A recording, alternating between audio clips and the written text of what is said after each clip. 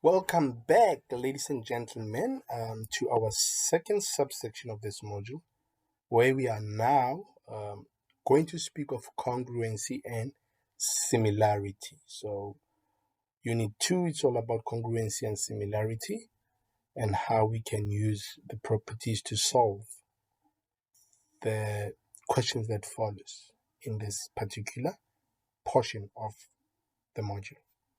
All right.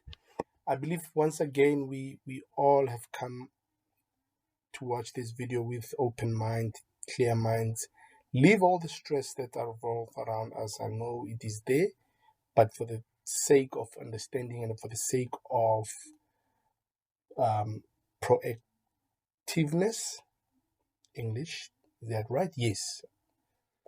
We come with open minds, relaxed minds, so that we can at least grasp or understand what is being said. At least you have an opportunity to look at this video a couple of times until you understand.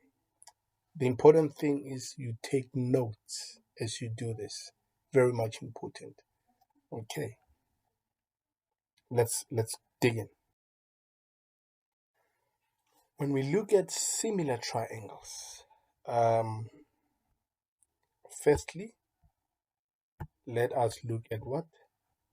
The sign for similar. Those three lines there in a vertical manner. All right, we are saying we have two triangles here, ABC, DEF. What is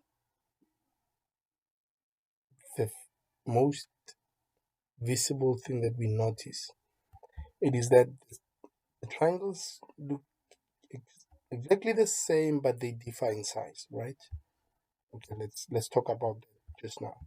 So if you look at the angles, we are speaking of angle A and D. They have the same magnitude. Angle CE, same magnitude. Angle FB, same magnitude. But now the sizes of the two triangles are different. So this side BC is different to EF, all right? AB is different to DF, and lastly, DE is different to AC. And in that regard, we can say these are similar triangles.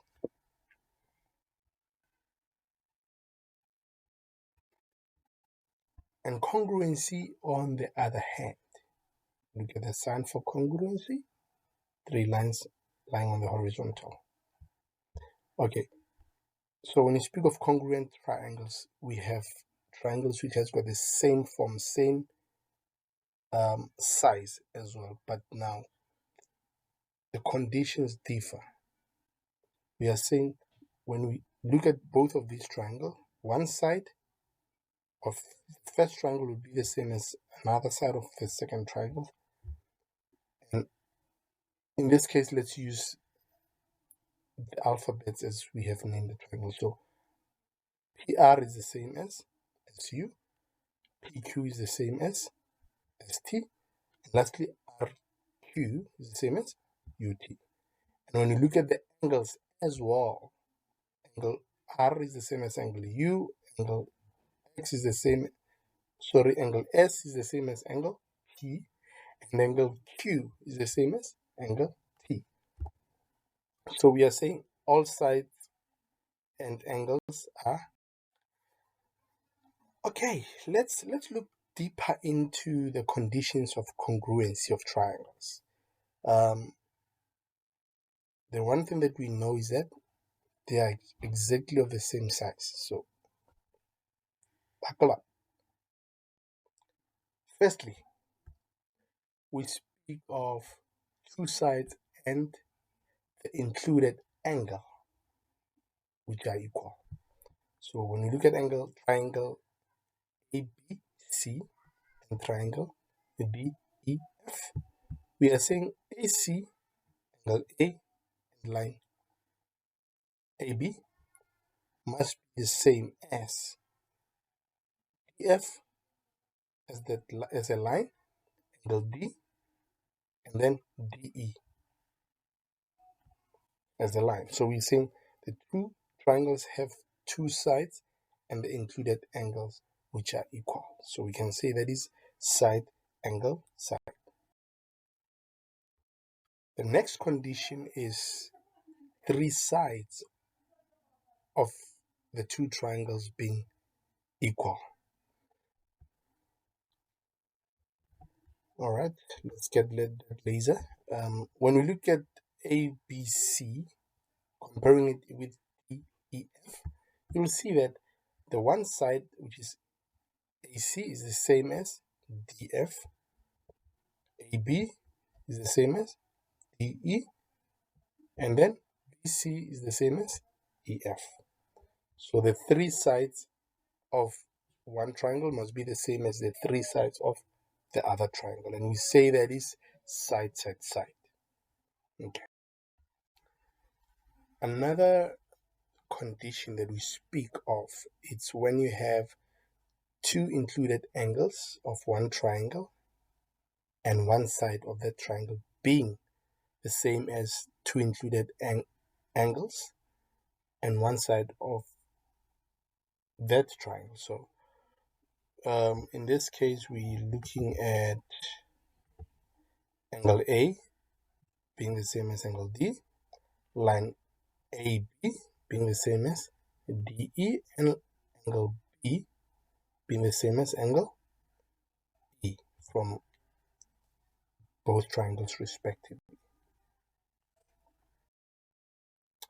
All right, and then we look at right angle triangle with the hypotenuse and one side being equal. We call that RHS, right angle hypotenuse on one side. So we are saying if you look at triangle ABC, we have line AC and the right angle, which is perpendicular to remember, and one side, whether it is BC or AB, but in this case, for example, we're using BC, of this first triangle is the same as EF, right angle being at 90 degrees at D, and FE of the second triangle. So in that regards, we compare two triangles, they must have the same conditions, and then we can therefore say these are congruent in that regard. So the conditions for similarity of triangles, let's also look at that. All right. The first thing that we look at is corresponding angles are equal. We've already spoke of that. Okay. Secondly, corresponding sides are in the same ratio. Right. So when you speak of ratio, it means they will be different in sizes. So you will have something of 2:1 or 3:2. It depends on the type or the size of the triangle. So one triangle will be bigger than the other. That's what we speak of when we're speaking of the ratio. Okay. In that regard, we are saying you're gonna have to go and study these conditions for similarity and conditions for congruency. Try to identify them. After you have identified them, then you can use them as reasons to why you say a certain particular triangle or question that is being asked is a similar triangle or they are congruent triangles, depending on what you see, how you reason it, and they must be properly put. In that case, that brings us to the end of this subsection, being the second. We're going to be talking on the last subsection in the next video.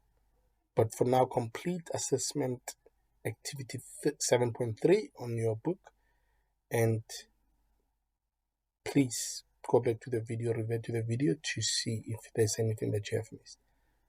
Thank you so much. Enjoy.